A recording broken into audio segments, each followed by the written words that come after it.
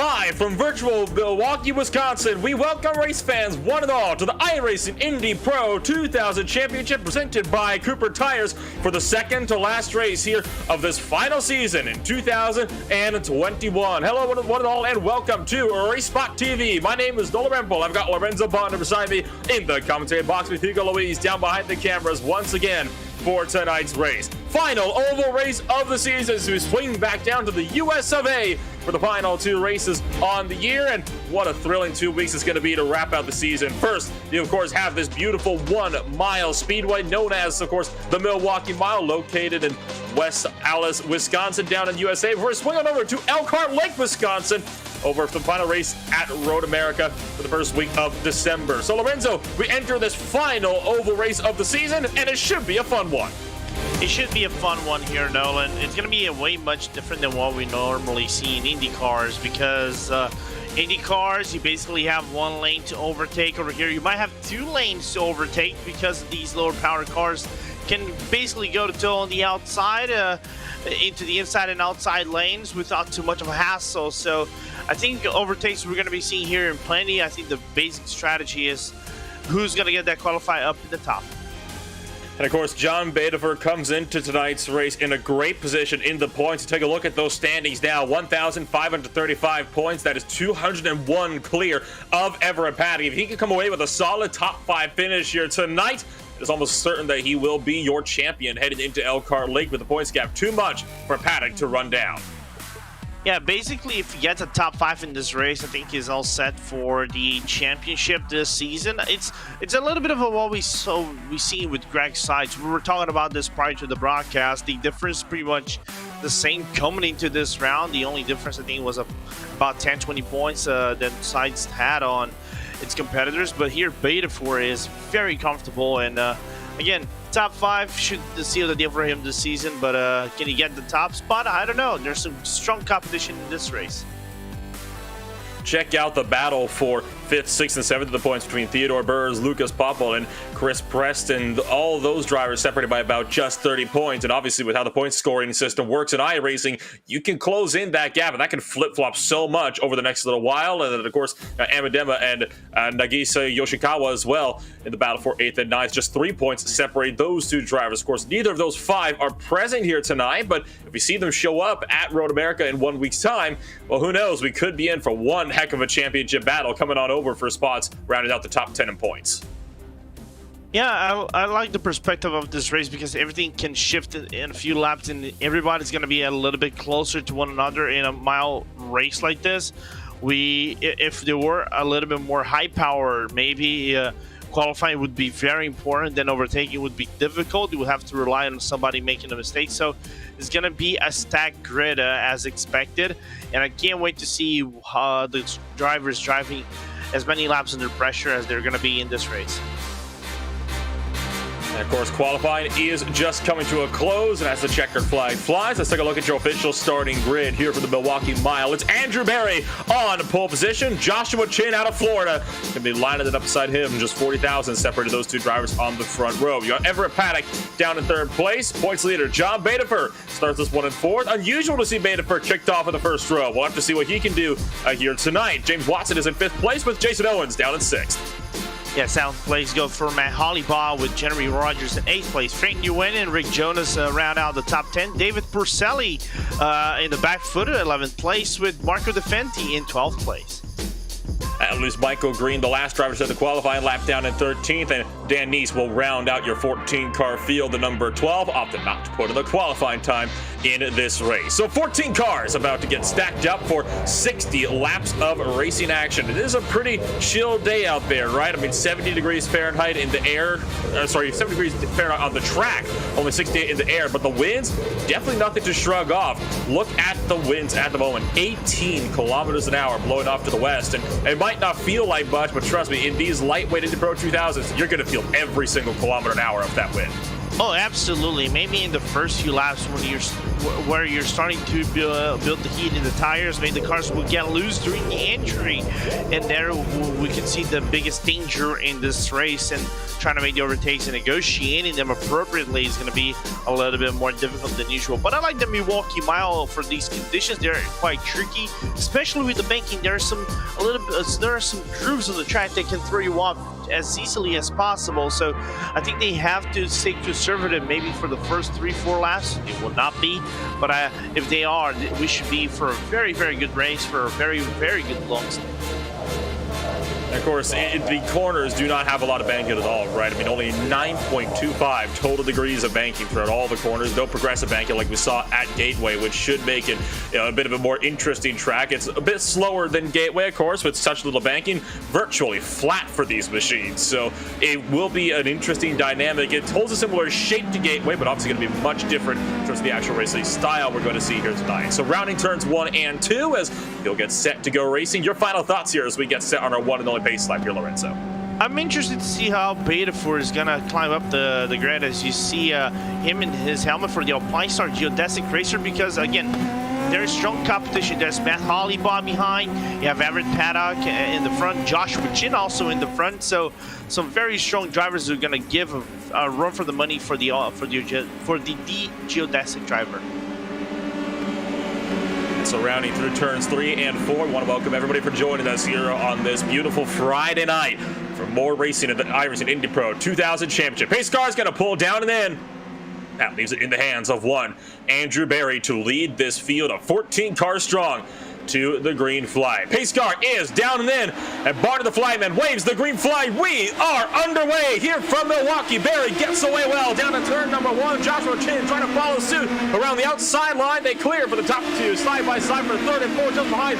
Maiden pushing up the outside wall. He's under fire from Everett Paddock trying to go up for 3rd place. Luca for the lead. Chin with a huge send to the inside of turn 3. Andrew Berry was trying nothing any of, but Joshua Chin forces the issue. He'll go to the front in turn 4, excuse me. Yeah, nice move for Joshua Chin going to turn number 3 and 4. A little bit of a forced move for the private label team hype driver. This is some things that we have not seen him do in the Lionheart series when they ran into the Milwaukee Mile. So good to see that the Chinster, the king of chins, is in P1, but can he hold it for the remainder of the race?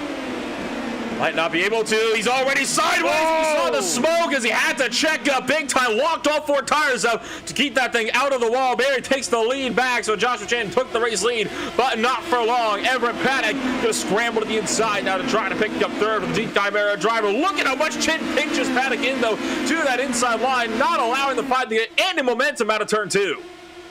Going to turn number 3 now, Paddock trying to find an opening. The TNT Racing driver just cannot get into it and make the overtake. Now they're going to be fouled out basically into a single lane, and Andrew Berry leading on other lap. Betafor, who took the opportunity from Chin, going to P2. I'm wondering if there were contact between Berry and Chin during turn number 3. I don't believe there was any contact. I think it was just a case of Joshua Chin getting all sorts of sideways on corner exit. You see Frank Newen and Matt Hollibaugh trying to do battle now. That's for 8th and 9th place on the track. Hollibaugh trying to take the outside groove away. Porcelli, you're right aboard there now. Look at the bobble from the number 3 as David Porcelli starts to apply some pressure onto the back of Hollibaugh in the battle for 9th place. Porcelli trying to work his way up further inside the top 10. And it's Joshua Chin going to take the fastest lap of the race with a 26.853. Porcelli tucks in line behind Hollibaugh. Caution flag flies, and you saw the spin just at the tail end of the field. I believe that was on the shot exiting turn 2. I believe it was Marco DeFanti that got sent around to the number 14. Yeah, there was DeFanti turn spinning around, but in the transition from turn 1 to 2, the yellow flag just came immediately. Let's look at the replay, see what happened between DeFanti and the number 13. No, DeFanti just completely loses the car and nearly gets into the way of another car. And the Italian driver lives to see another day. And we're going to be into lap number 6. 3 more laps under safety caution. Great save from Marco DeFanti to wrestle that car back underneath and to avoid hitting the outside wall. I know Michael Green had a bit of a scare in the middle of that one. You saw him just squeak past on the number 14 as he started to slide up the track in turn 2. So we will see how this race could potentially play on out here. First caution on the day, and obviously single file restarts bring forth a whole new dynamic into this race. We'll be seeing these guys restarted near that outside wall, and we've always seen it before at tracks like Gateway, Charlotte. It can create some serious chaos on the restarts. Yeah, and what impressed me a little bit the most, or surprised me rather than everything else, is there is a little bit of an air wash, especially if you have a car in front of you going to the lane 1, which is the bottom lane, and you're trying to reaccelerate. We saw that with Porcelli. His car understeered a little bit. I think he had to lift up the gas to try to give it that rotation that he needed outside of turn number 4. But seeing the air wash being an effect in a track like this, even though those cars are low power, way more low power than what we normally see in the IR18s that run this track.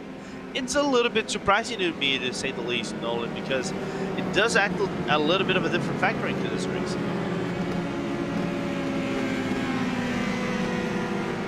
So under caution for the first time today, it is Barry, Chin, Betafer, Paddock, Owens for the top 5. And Josh Chin did manage to work his way back up to second place. And if that initial start is anything to go by, he is going to be hungry to get that lead back from Andrew Barry.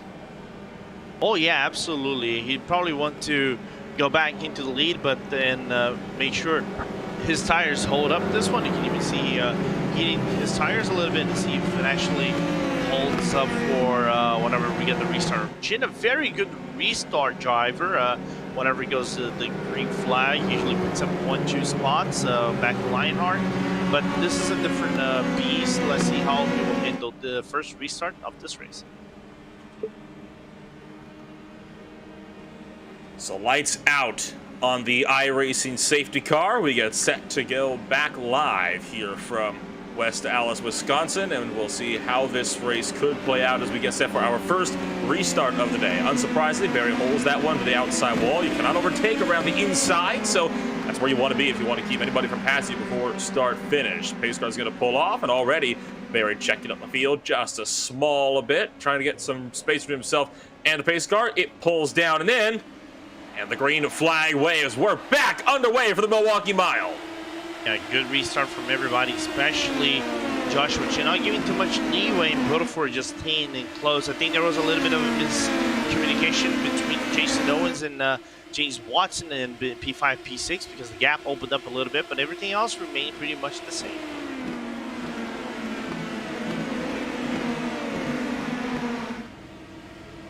So Andrew Barry gets away well. He will lead the opening lap back to green. Chin was not able to mount as big of a charge this time around as he was on the opening lap of this race. Still got John Betafer weighted in the wings. You think maybe pick up a third place finish. How about this battle further down the order between Hollabaugh and David Porcelli? And it's been Hollabaugh trying to pull the outside lane away in the green and black number 3. The green, white, and black number 3, excuse me. Then you got, of course, that beautiful number 10 on the inside line as well. That was a tank slapper to have from Matt Hollabaugh. Yeah, there was a little bit of a wheel-to-wheel contact between Hollabaugh and also David Porcelli. Now Dan Neese trying to get into the opportunity of overtaking the number 3 car in the split, but just couldn't get the run into turn number 1 and 2. Let's see how it goes on 3 and 4. And no move for Denise. Oh, look out, sliding for the 12, saves it. And no caution, we keep that one under the green flags, but Dan Neese is going to drop all the way now to the tail end of the field. And just like that, you saw on the left side of the timing screens, Joshua Chin made the pass on Andrew Barry for the race lead. Barry trying to come back. Caution flag as they spin behind him right as Barry tried to make the look. And that was Jeremy Rogers in the number 9 machine that brings out our second yellow flag on the day. Chin had just gotten past Andrew Barry, and lucky that caution came out when it did, right, Lorenzo? Because Barry was about to cross him over into 3. Yeah, he was about to cross him over on 3. Let's look at the replay. Similar incident to what happened to Marco De Fonte. Maybe the car getting a little bit loose with the aero wash and everything on the outside of turn number 2. Full 360 no-scope for the total downforce racing driver. And everybody managing on high speed to avoid the TDR driver of the number 9 and stay everybody, all 14 cars within the lead lap. Tell you what, another great save, and that is the beauty of a flat track like this, right? It means that you were able to save the car so much easier. This is the pass for Joshua Chin on Andrew Barry. This is to take the race lead away. So made that late lunge down the front straightaway and took that one away. Barry tried to cover him off into turn 1, but it just wasn't happening. So Chin takes the race lead on a textbook overtake on Andrew Barry. That is Betafer still hanging around in 3rd. Yeah, and I'm wondering how we've seen the effectiveness of the inside line going to turn 1 and 3. I'm interested to see how much usage of that apron yellow curb is going to be, as we see some cars in the pit lane. Matt Hollabaugh is one of those for cars outside of the pit lane, one of the trickiest pit lanes in the whole season. Probably the trickiest pit lane in the whole season, as we see Jeremy Rogers out and one more driver. Looks like Dan Neese is out of the pit lane as well. And one thing that is very important in this track, grip. Because of the air washing, those cars in the back might need that grip, try to move up. It's going to be an interesting one how to negotiate after this restart, because it is going to be a little bit colder than usual, but maybe the grip might make up whenever you are maybe 1-2 laps in and make those necessary overtakes on everybody else. I think it's pretty obvious why Jeremy Rogers came down pit road. He was, of course, the driver that took us for a 360 slide. Dan Neese, bit of a question mark. Might have just wanted to see if he could get on fresh rubber, see how that plays out for him here on the restart. As lights are out, we are 1 to green here from the Milwaukee Mile. Joshua Chin, your leader, with Barry second, Bedford third. Owens and Paddock rounding out the top 5. Of course, all Bedford needs to do is really finish in the top 5, and he'll have a confirmed Season 4 2021 championship in the Indy Pro 2000 Series. His closest competitor is 201 points back. That is Everett Paddock, who sits 2 spots behind him. So once again, Bedford looking to extend that points lead out. Yeah, we're going to get a restart. Now, how aggressive is going to be Bedford and Barry on this restart? Remembering that Bedford had the best lap prior to the yellow flag, and Barry was about to do the crossover. All 3 drivers looking really sharp, and this is a track that is very loose on entry, and you're going to have to keep the constant during the restart of the turns. The green flag drops back underway already. Chin moving to the middle lane of the racetrack. You ride on board with these drivers further in behind. This is, I believe, going to be on board with Bedford tucked in line. Check that. It's going to be Jason Owens. You can see on board with him at the moment as we exit turn number 2. Down the back straightaway for the first time. Chin with a great launch from Barry and Bedford. Neither driver able to come back on him into turn number 3. That leaves battle between Frank Buin and James Watson for a potential 6th place going on just behind as Chin leads the opening lap back to green. And we'll see how this could play out further down in the field. Porcelli also looks hungry. And Porcelli looks hungry as well in that restart. Basically, it's a recap of what happened in the previous restart. He was looking for places, moved up a few spots. It looks like Barry also made the move on the inside as Matt Hollybaugh tried to swap positions with Jeremy Rogers as well. But it looks like the TDR drivers have the upper hand on the inside of turn number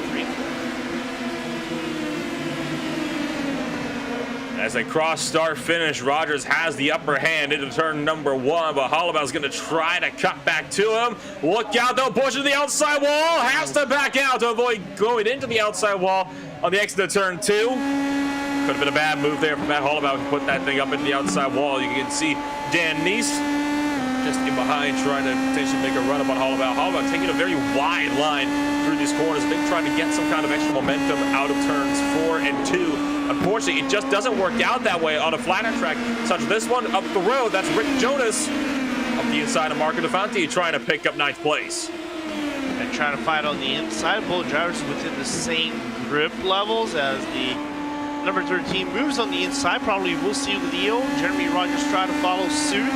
A little bit of an arrow watch for Rogers because he has, I think, a little bit of a lift off transition through 3 and 4. And the TDR driver now might take the chance that DeFanti's having on the inside. It's still neck and neck out of turn number 2. Hollabaugh and Jonas going at it. You right on board at the back of Jeremy Rogers. He himself trying to look at the inside of Marco DeFanti, but that's not going anywhere for him at the moment. And you can see Hollabaugh able to put Rick Jonas down another spot. And here comes Dan Neese. So Jonas almost loses 4 spots in just 1 lap. It has all gone wrong for him. Battle on for the race lead as well. Up the road, Joshua Chin getting back past Andrew Barry as Barry took the lead back out of turn number 4 this last lap by, and you see John Bedford looking to maybe throw his hat into the ring as well. So Andrew Barry going to try to run Josh Chin back down to retake that race lead. Lost it because he got a bit sideways out of turn 4. That allowed Chin to find his way back up his inside, but Barry has shown he's got the pace to contend with the Chimera driver. He can contend with Chin right there, but the thing is, I like what Chin is doing, going to the wide R into the entry, as we're going to look on the replay to see the overtake from Chin, going to the, like I mentioned, wide arc into the entry of the corner, hit the apex in the transition 1-1-2, seal the deal on the exit. see Andrew Berry now trying to do everything he can to close that gap back up for the #1 driver, but at the moment Joshua Chin is able to just pull away from Andrew Berry behind him. He is not able to get close in the run down to turn #3. I think that dirty air, the aero wash that these drivers can experience, particularly on corner entry, really starting to have a bad effect on some of these battles. You can see further in the back, this is Marco Defante, Matt Holloway, and Dan Neese on the right-hand side of your screen, all nice battling at once. Holy cow. Nice wiggle from Holleybaugh outside of turn #4, held it pretty tightly in the #3 car, and still within 12th spot, struggling a little bit because you can see on the inside, that's Dan Neese trying to fight for position.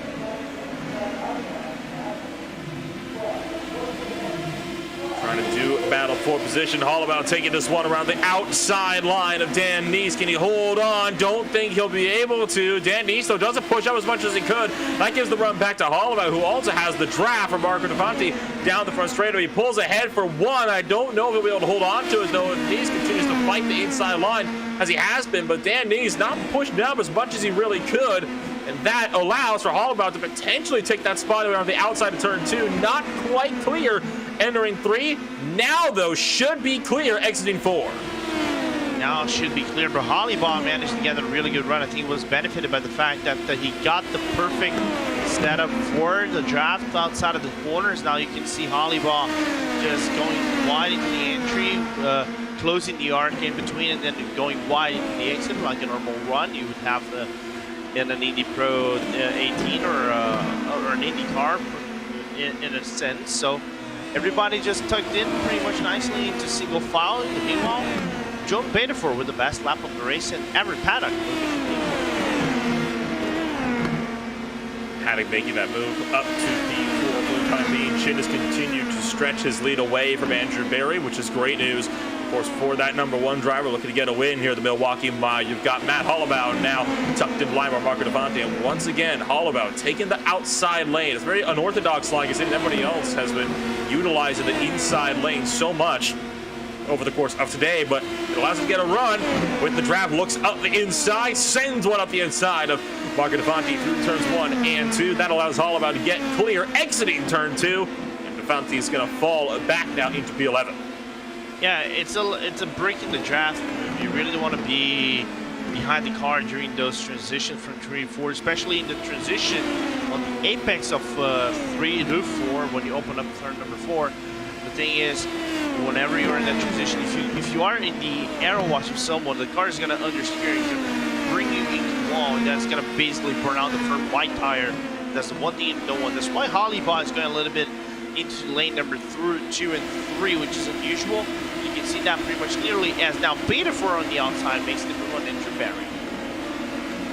That was a very clean overtake from John Betefort as well. I think Andrew Berry might have more of a short run car, right, Lorenzo, which could explain why he is struggling so far in these longer runs. You can see just behind these guys as well, 4th, 5th, and 6th are all coated under a blanket as well. That's Everett Paddock, Jason Owens, and Frank Newen looking to do battle. Look at Newen closing up from the run around the outside line on Jason Owens down the front straightaway. That forces Owens a little bit more on defense entering turn 1, although he's not going to be able to make the charge around the outside line just yet.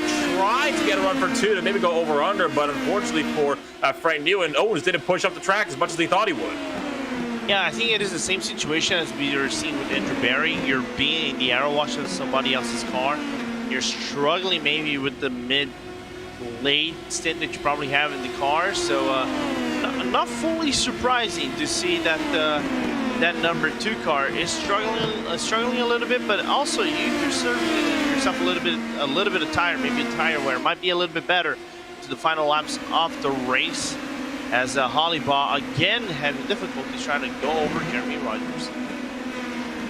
So watch the battle for P5 on the left-hand side of your screen, and just behind this, the battle for 9th on the right-hand side of your screen. Rogers trying to keep Matt Holloway at bay. Holloway trying to pull away potentially from Dan Neese, who's still looking to charge up just in behind these guys. And on the left, you got Jason Owens going on defense from Frank Newen as Everett Paddock starts to stretch his own legs. Yeah, and Everett Paddock's trying to stretch up a little bit, but the gap is still very wide to Andrew Berry. It's about 3 seconds that separate Andrew Berry to Everett Paddock, as Berry now clocks the best lap of the race over here with 26.679. And Beta Force starting to creep up a little bit on Joshua Chin, but I like this battle for the top 5 because Frank Nguyen is being patient. And we know Nguyen is a guy that likes to be a little bit of aggressive, try to move up into the field as fast as possible, but being patient over here, just working the draft, working the tire, and finding the perfect opportunity to make the overtake. You really can't afford to be too aggressive at a track like the Milwaukee Mile, because if it goes wrong, you're liable to lose well over half a second. And at a track like this, you lose that half a second, you're effectively out of the draft altogether, and you're going to just continue to drop back and back with all the dirty air through these high-speed corners, which is why it is so crucial that you make up those spots early on and then just kind of tuck it back in line and be a bit more patient in the later stints and things to kind of allow yourself to get your battles sorted on now. Give yourself the time you need to close on in. You still have got, coming to 24 laps to go this time by, that is plenty of time to work up about 3-4 tenths in order to potentially go for that position when you get down to the white flag. Yeah, it's going to be, if we're going to make an interesting aspect, as we're seeing now, again, the match between Hollybaugh and Nice going to turn number 3.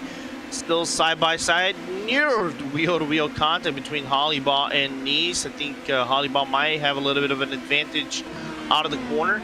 If we're going to make a little bit of a comparison, we have the F3 race in a little bit, right, here at RaceSpot. It's a Red Bull Ring. It's a track that is going to be a draft race. It's basically the same thing. You have to negotiate your overtakes timely, because if you did not work that timely overtake, you can lose 5-6 tenths of a second, and that, for a race like Red Bull Ring, you lose about 3-4 spots just as easily as you gain one position. So you have to be very fast and effective with your overtakes. It's a lot easier to lose a spot than it is to make one up. And you can see Dan Nice up the inside of Matt Hollybaugh again for turns 1 and 2. Still looking to apply some serious pressure to the number 3 car, but I think on the worn rubber, with all this dirty air now, he's not going to be able to really complete this pass. You'll see he'll try again for 3 and 4, but one of them, oh, heads up! I take it back. Matt Hollybaugh with a huge bobble mid-corner gives the spot to Dan Nice. Not good news at all for himself. Andrew Barry, meanwhile, clocks in the fastest lap of the race this last time by. So Barry looking to potentially close up to John and Beta for take back that second place he lost earlier on. Now you can see Hollybaugh once again trying to close it to Dan Nice, but I think Hollybaugh will have a bit of a more difficult time getting to it, right? Because he has been struggling so much on these longer runs. Almost every other lap, he has some kind of major bobble, which only causes him to lose more time. Not only lose more time, but you lose a little bit of tire wear, maybe 1-2%, especially scrub off the front right, maybe the rear as well, and that makes your entry off the corner a little bit more difficult than usual, and try to carry the speed or maintain the speed during those slow banking fast sections are going to be a little bit tricky. As now it looks like Beta got a little bit of a traffic. That's exactly what it was. John Badefer got caught up in traffic, and that allowed for Andrew Barry to sweep right through. It was Michael Green that checked up Badefer, and Andrew Barry did not have the same struggle, so Badefer finds himself back up into P2 now, and John Badefer will try to find himself to close on back in up to Andrew Barry in his number 4 machine just up the road. This could get feisty here, because we've seen before John Badefer, he's like Frank Nguyen in a lot of ways, right? I mean, he is not one that is willing to back down from a battle, and he will most certainly be wanting to do everything he can in the final third of this race to take that spot back away from Andrew Barry. Oh, absolutely, and Badefer is a guy that is fast, very consistent this season. Was getting close to Joshua Chin in the last few laps, even though the gap was kind of like stabilized at 0.3, 0.4 between the private label team Hype driver and the Alpine Star geodesic driver. But it's good to see that there is some effort from John Badefer to close down the gap. Now it kind of switched now back to Andrew Barry, who's been the faster driver of the 3, but it isn't by a long shot, so the gains are marginal. If I'm Andrew Barry, I would probably put up a little bit more of an emergency situation, a little bit of an extra foot into the metal, and get closer to Joshua Chin, because time is running out. 16 laps to go this next time by. We're getting set to kick off the final quarter of this race. This has been the longest green flag run so far that we had all race long. You had, of course, those 2 spins before lap 15. Of course, we have been green ever since then. You're right on board with John Bader for his efforts to close up to Andrew Barrett. You can see closing to the number 4, but looking to be a bit more patient here. Allows Bader to take the inside lane away. Bader takes a wider entry. Oh, hang on to it. Manages to wrestle that thing back underneath him, and that is how you do some wheel work right there. I mean, it didn't look like much of the exterior, but you saw the wheel. That thing was jerking left and right, and at the end of the day, you only lost, what, 2/10? That's a great thing, all things considered. That's a rodeo, to say the least, and would have thought that iRacing would have implemented rodeos into the drivers, and that was a very well held save from Baderford right there. Very well held save indeed. I'd argue one of the better ones we've seen so far today. Of course, he had that 360 slide, but Baderford didn't even slide it out and didn't lose too much time as well, yet he still managed to wrestle the car back underneath him, which shows just how much talent that Baderford can have behind the wheel of these Indy Pro 2000 PM18 machines. And he'll be trying to close on up now, I imagine, all the way up to Andrew Barrett to be able to take that spot back. Here is another battle deeper in the field. This is Dan Neese once again on Jeremy Rogers. The battle for 9th place never dies away. It's always one driver trying to overtake another. This time it's Neese up the inside of Rogers, who had a spin earlier today and went for a 360-degree spin. Managed to press that thing back underneath him. He is looking to potentially lose 9th place, though. Apparently he's going to lose 9th place to Dan Neese with a little bit of a resurgence in the latter portions of the race. A little bit of a now block of the line from Neese as he seals the deal, but now total downforce driver going for the pass-up overtake right after.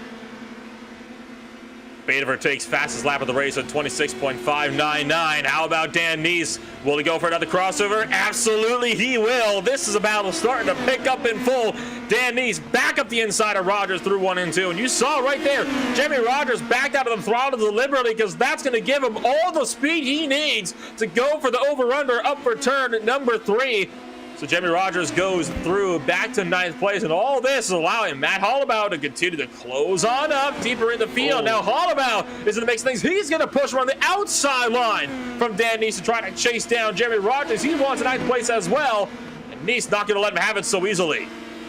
Yeah, he's not going to have him so easily. Going to the lane 1 and 2, nearly pitched in Hollabaugh into the wall, but Hollabaugh managed to seal the move and going for that outside line again into a launch. Let's see how he carries the speed midway through it, because Neese is struggling with grip. And Hollabaugh was as well. I think he actually stepped the back end out just a little bit to power slide that car through turn 1. So Matt Hollabaugh struggled a bit more with his own tires as well. If another caution comes out, I imagine they're both going to be coming down to get a fresh set of rubber onto those machines. Dan Neese finally loses out in the battle for 10th place. He drops from 9th place all the way down to 11th. Jeremy Rogers will take up the 9th position for the time being. Matt Hollabaugh, though, with under 10 laps to go, he might have a word or two he might want to say about that. So this is still about looking to pick it up. Oh, trouble, caution, flag flies. Oh, no. And it's DeFonte into the outside wall in turn 3.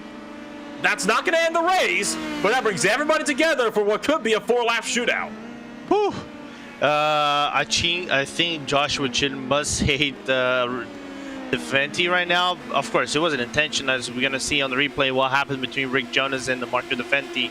Going to turn number 3, and DeFonte simply does not see Rick Jonas into the entry of the corner and triggering the yellow flag. And this is going to be spicy because now brings up John Baderford, who was struggling to get that grip to move closer to both Andrew Barry and also the private label team hype driver Joshua Chin.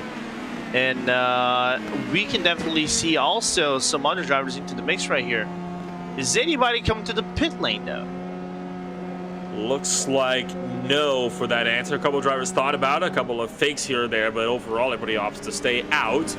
So Jonas and DeFonte become our first 2 retirements of the day with just 7 laps to go in this 60-lap race. And it was a late move from Jonas, right? And DeFonte tried to cover it off. It just didn't quite work. You know, front wing to left rear tire. It's one of the most common accidents you can see in oval racing in any open wheel series. It's just one of those racing deals. It's unfortunate. Both drivers are out of the race. Good job on Jonas, though, to keep it out of the wall. Of course, DeFonte kept it against the outside wall, so he didn't come down in front of the race leaders. But I'll have to come back at it and do it all again next week for the season finale in Elkhart Lake, Wisconsin, down at Road America. On board Now, the one with John Baderfer under the caution flag. Now I have a question that we probably know the answer here, Nolan. If Joshua Chin loses this race, which if he does, is going to haunt me on the IndyCar Discord, who do you blame, me or Randy?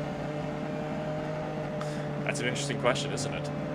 Yeah, because normally Team Chimera and the private label Team Hype team, they have the, and also Team Talent, they have the blame Randy, hashtag blame Randy logo. Does it apply over here in this race as well? I think it does. That's still in the IndyCar community. We're on the road to Indy ladder at the moment, so I'd say that would apply quite nicely. There you go. Thank you, Hugo. There you go.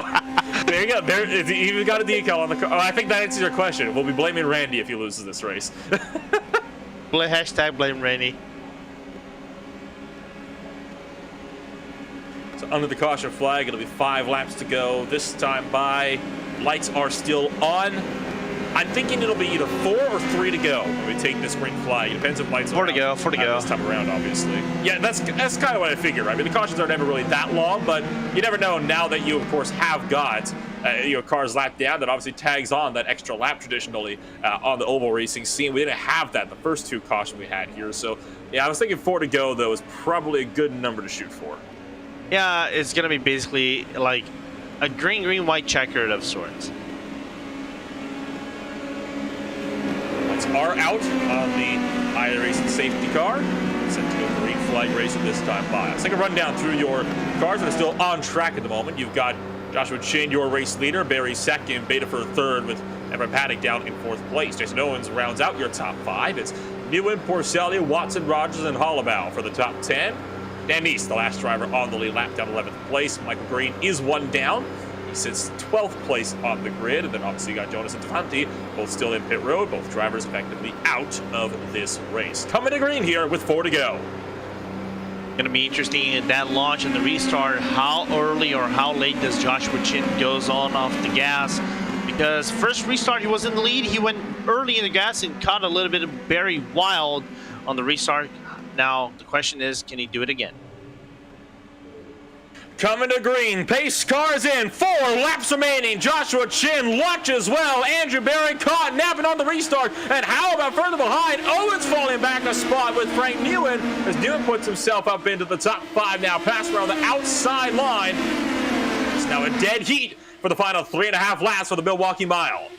And Paddock now falling a little bit short as well, as we see the pass back between Owens and Nguyen. Now Owens gonna get that position back, 3 to go, and Barry closer than ever. 0.2 of a second separate Andrew Barry to Joshua Chin. 0.2 of a second. The caution now, though, ends this race under the yellow flags. We saw this happen at Charlotte. Hopefully we don't see it again here at Gateway. Battles on for the lead. Joshua Chin going defensive. Barry taking this one the long way around turn number 3. But loses out as a result. Couldn't get the hammer down, so Barry loses so much time.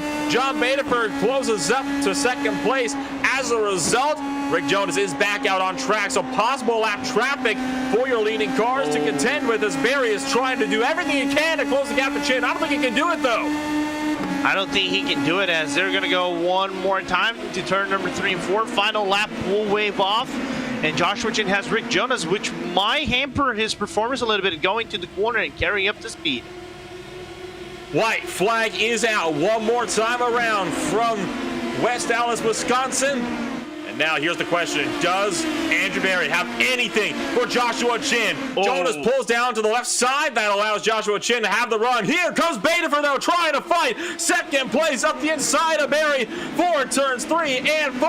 Baderfer picks up 2nd. Not going to get Joshua Chin, though. Chin will win here at the Milwaukee Mile. Baderfer picks up 2nd at the buzzer. Barry finishes this race out on the podium. What an exciting finish, though, to an exciting race. What an exciting finish. I think, in my opinion, Barry, I think, got a little bit aggressive, but he had to take the chance, of course, going to turn number 3, but I think he went way too wide. The car, I think, understeered a little bit because of the side draft that carried him off into the outside of turn number 3 and 4, and thus losing that progress speed that he wanted to have outside of turn number 4, brought Beta 4 closer, and Beta 4 just played patient, you know, again to the final lap. You're going to see here on the replay that move from Beta 4, just played very patiently, did what Jin did to Barry into whenever he took the lead of the race, outside and inside. And of course, at this point, it was almost certain that Josh Jin was going to come away with the race win, and Barry will have to finish this one out in 30. He'll have to be content with that one as well. And that right there, your checkered flag moment. And as Joshua Chin burns it down on the front straightaway, why don't we take a look at your official post-race results here from the Milwaukee Mile as we get set to round up what was an epic final oval race on the 2021 season. So it was Joshua Chin to win out this race here, and of course we'll leave John Badeford down in second place, 3/10 back. Andrew Barry finished this one out third to round out the podium with Everett Paddock in fourth. Jason Owens is fifth with Frank New in sixth. Porciali seventh. James Watson in eighth with Jeremy Rogers in ninth. Matt Holloway rounds out your top 10, Lorenzo. Yeah, Danny tried to fight back, but just couldn't get into the top 10. Finished 11th. Michael Green 12th. Rick Jonas 13th. And Marco DeFenti, the only car who couldn't finish the race at the end, was the 14th place in the grid. And there you can see Joshua Chin having a bit of extra fun out there on the racetrack. This is a few moments ago. He actually has completed a full lap around the circuit. He's still going backwards in pit road as we speak. So, I mean, hey, you've won the race, right? Have a little bit of fun. Enjoy yourself a bit. I can get behind this. I think that takes a reverse victory lap to a whole new level, though, doesn't it? I think he's trying to prove he's the best backward drivers in the whole world, trying to beat Mater out of cars, which I still think that Mater is still the better driver than Joshua Chin. Sorry, Joshua.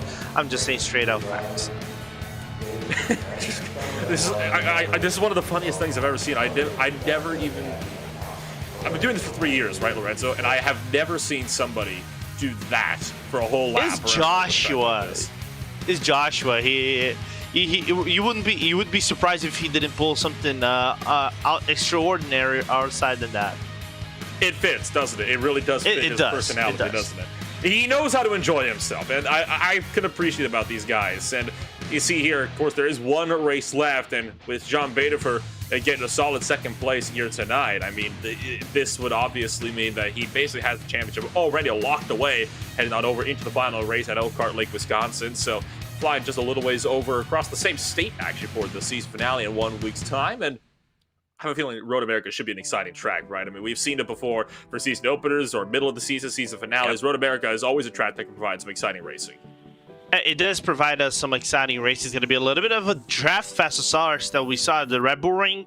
But of course, we have the two main straights that is going to separate everything. Then the draft going to the Canada corner is going to be very interesting to see as well. And the only way that Badeford loses this is the straight the field is over 6K, and he actually dips out basically at lap 1. That's the only way that it actually happens. But anything else, congratulations to the Alpine Star geodesic driver. And so we don't usually get drivers to talk about with us too much, but we have one today. Joshua Chin joins us up in the broadcast booth. And Joshua, what an epic race for you. You took the lead and just ran with it. Were you looking nervous when that caution came out, put you under a 4-lap sprint? No, that caution probably saved me because Andrew was kind of coming back at me at the end. I don't know how he was able to throw the car in the corners like that, but he was probably going to get me in about 2-3 laps after that, so that caution kind of saved me. But overall, can't argue with how the race played out. Andrew had a rocket ship. I'm honestly a little stunned how he's able to throw it in the corners, because I could not get anywhere close to that, and I don't think John could either. You certainly looked like you'd enjoyed yourself out there today, and 1 week's time we swing over to the other side of Wisconsin, down to Elkhart Lake, and we're racing at Road America for this season finale. Do you plan to make an appearance there as well? I'd like to. I don't think I'll be able to because of work, but it would be nice if I could. All fingers crossed, and you will be able to come on out with us and potentially race with us some more at the Indy Pro 2000 Championship a little further down the line at the very least. Thank you for taking the time to come up here and join us tonight. It was a good race for you, and hopefully we'll be seeing you more going forward. Thank you guys for putting on the broadcast. Joshua Chin bringing it home into victory lane. He joins us up in the broadcast booth. So, well, with that, Lorenzo, I think that's about all the time we're going to have for one night, and it has been a thrilling race as well. 1 week, one more race coming up at Road America in 1 week's time on December the 3rd. We'll see us end out this 2021 Season 4. And John Badefer looking set to become a champion for how many more years in a row. So, from myself, Nola Rempel, and Lorenzo Bonner in the broadcast booth, and for Hugo Luis down behind the cameras for tonight's race, we have to say thank you, everybody, for taking the time to join us here for more racing action for the iRacing Indy Pro 2000 Championship. Joshua Chan takes a race win, and Badefer looks to lock out the championship in 1 week's time in Road America.